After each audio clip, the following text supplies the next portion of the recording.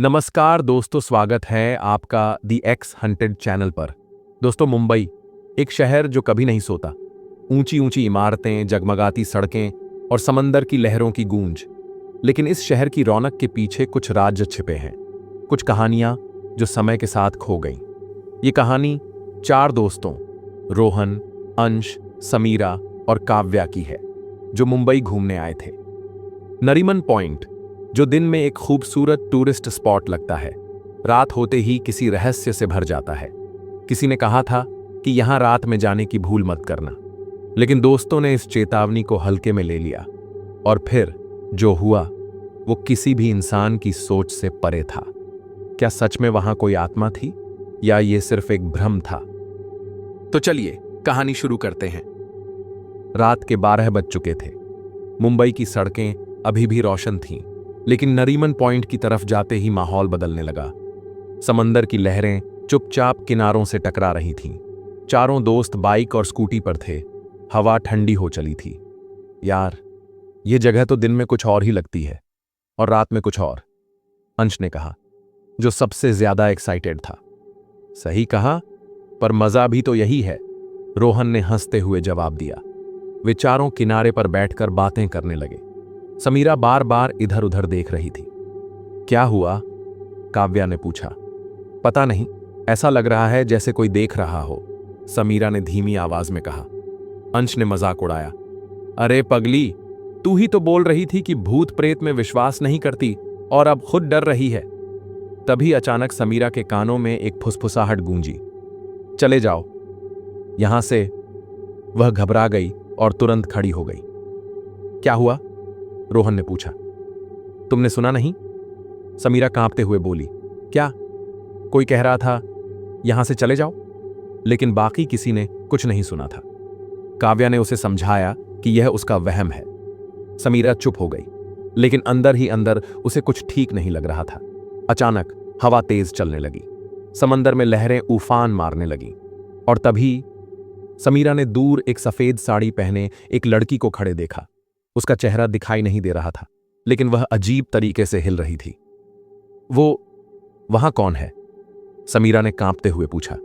लेकिन जैसे ही बाकी तीनों ने उस दिशा में देखा, वहां कोई नहीं था। समीरा की आंखें फटी रह गईं। मुझे यहां से जाना है, अभी के अभी, समीरा चिल्लाई। लेकिन इससे पहले कि वे वहां से निकल पाते, रोहन ने कुछ ऐसा देखा जिसने सबकी चीखें निकाल दी। समंदर से कोई बाहर आ रहा था। चारों दोस्तों की सांसें अटक गई थीं। सामने समंदर की लहरों में कोई उभर रहा था। रोहन ने कांपती आवाज में कहा, यह क्या है? अंश ने आंखें फाड़कर देखा। पानी से निकलती आकृति धीरे धीरे इंसानी रूप ले रही थी। गीले बालों से पानी टपक रहा था। सफेद कपड़े लहरों के साथ हिल रहे थे, लेकिन चेहरा वो अब भी धुंधला था। भागो! समीरा चीख पड़ी। चारों दोस्तों ने पलटकर भागने की कोशिश की, लेकिन तभी सब कुछ एकदम शांत हो गया। समंदर की लहरें थम गईं। हवा बंद हो गई, मानो समय वहीं रुक गया हो। यह हो क्या रहा है? काव्या की आवाज लड़खड़ा रही थी। रोहन ने हिम्मत जुटाकर फिर से पलटकर देखा, और अब वहां कुछ भी नहीं था, सिर्फ शांत पानी और दूर तक पसरा सन्नाटा। शायद हमें वहम हुआ, अंश ने जबरदस्ती हंसते हुए कहा, लेकिन उसके खुद के हाथ कांप रहे थे। चलो यहां से, समीरा ने लगभग खींचते हुए कहा। वे स्कूटी और बाइक तक पहुंचे और तेजी से वहां से निकल गए। लेकिन जब वे रास्ते पर थे, तभी रोहन ने महसूस किया कि पीछे बैठी काव्या अजीब तरह से चुप थी। तू ठीक है? उसने पूछा। कोई जवाब नहीं आया। अब समीरा और अंश भी पीछे देखने लगे। काव्या का सिर झुका हुआ था और उसके बाल चेहरे पर गिर रहे थे। अंश ने धीरे से उसका कंधा हिलाया। तभी उसने सिर उठाया और सबकी चीखें निकल गईं। उसकी आंखें पूरी तरह सफेद हो चुकी थीं। रुक! बाइक रोक! रोहन चीख पड़ा। अंश ने ब्रेक मारा और बाइक झटके से रुकी। समीरा और रोहन काव्या से दूर हट गए। तू ठीक है? समीरा ने कांपते हुए पूछा। काव्या ने सिर घुमाया। उसका चेहरा एकदम भावशून्य था, और फिर उसकी हल्की फुसफुसाहट गूंजी। तुम लोगों को बुलाया गया है। रात का सन्नाटा, ठंडी हवा और बीच सड़क पर खड़ी काव्या। उसकी आंखें सफेद हो चुकी थीं और आवाज किसी और की लग रही थी। तुम लोगों को बुलाया गया है, समीरा, अंश और रोहन की रीढ़ में सर्द लहर दौड़ गई। काव्या, ये क्या बोल रही है तू? अंश ने कांपती आवाज में पूछा। लेकिन काव्या हिली भी नहीं। उसकी सांसें सामान्य थीं, लेकिन वो आंखें इंसानों जैसी नहीं थीं। हमें इसे किसी डॉक्टर के पास ले जाना चाहिए, रोहन बोला। नहीं, समीरा अचानक चिल्लाई। क्या हुआ? अंश ने पूछा। समीरा कांपते हुए बोली, मैंने उसकी पीठ पर कुछ देखा। वहां गीले हाथों के निशान थे। रोहन और अंश ने तुरंत काव्या के पीछे देखा। उसकी सफेद टी शर्ट पर पानी से बने 5 उंगलियों के निशान थे, जैसे किसी ने समंदर से बाहर आकर उसे पकड़ा हो। अंश ने बिना सोचे काव्या का हाथ पकड़ा और हिलाया। काव्या, उठ, ये क्या हो रहा है तुझे? लेकिन काव्या ने धीरे धीरे सिर घुमाया और एक ठंडे स्वर में कहा, अगर चले गए तो मर जाओगे। तीनों के शरीर सुन्न पड़ गए। हमें इसे हॉस्पिटल ले जाना होगा, रोहन घबराते हुए बोला। लेकिन तभी काव्या जोर से हंस पड़ी। लेकिन यह हंसी इंसानों जैसी नहीं थी, गहरी, डरावनी और पूरी सड़क पर गूंजने वाली। फिर उसकी सफेद आंखों में हलचल हुई और वो धीरे धीरे बेहोश होकर गिर पड़ी। समीरा ने झट से उसे पकड़ लिया। अंश, गाड़ी निकाल, जल्दी, समीरा चिल्लाई। वे बिना कुछ सोचे उसे हॉस्पिटल ले गए।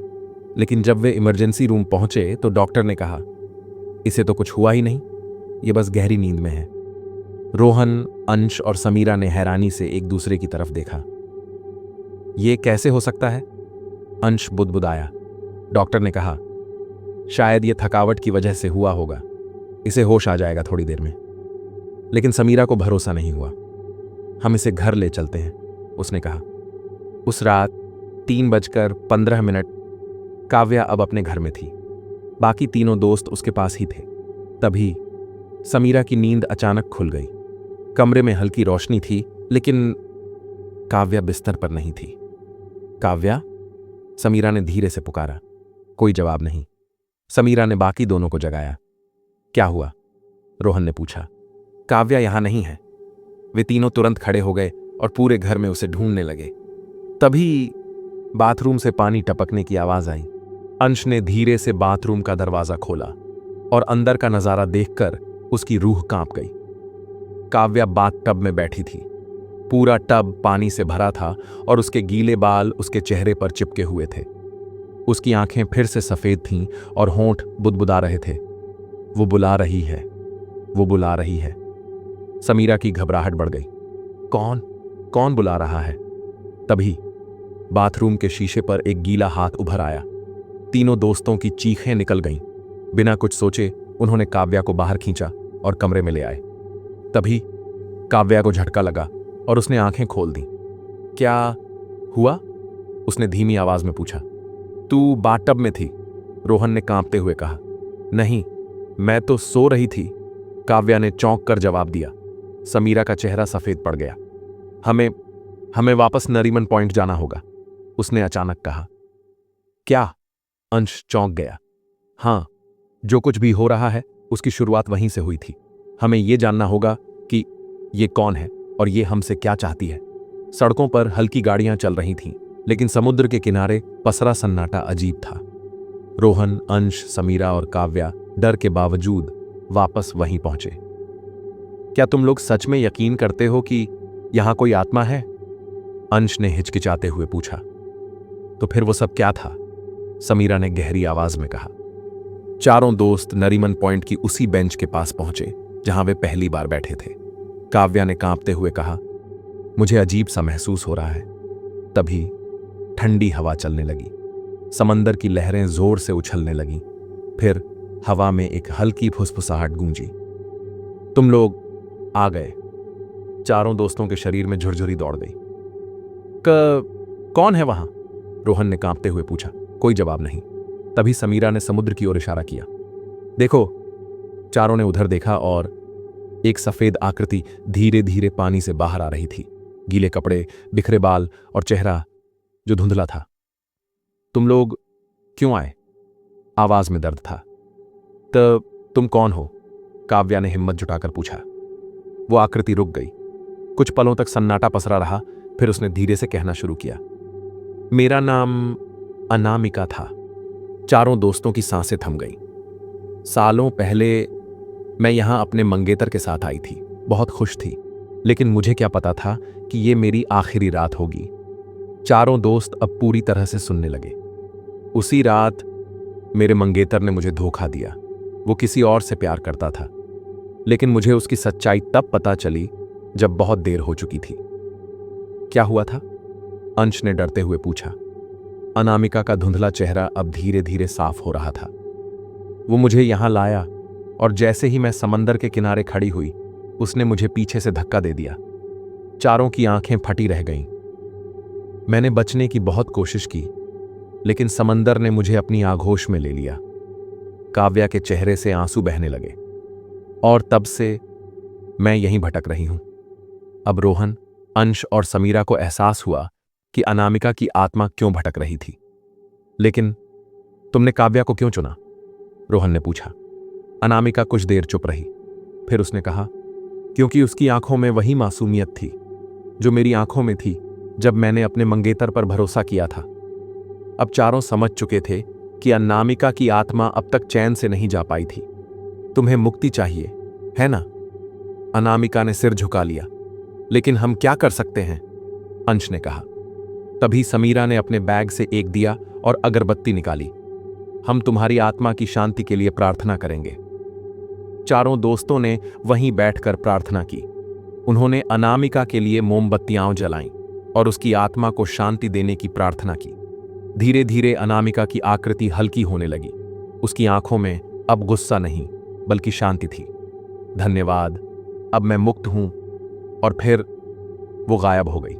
समंदर फिर से शांत हो गया। चारों दोस्त एक दूसरे की ओर देखने लगे। क्या सब कुछ सच था? रोहन ने कहा। काव्या ने गहरी सांस ली और कहा, हां, लेकिन अब वो शांति में है।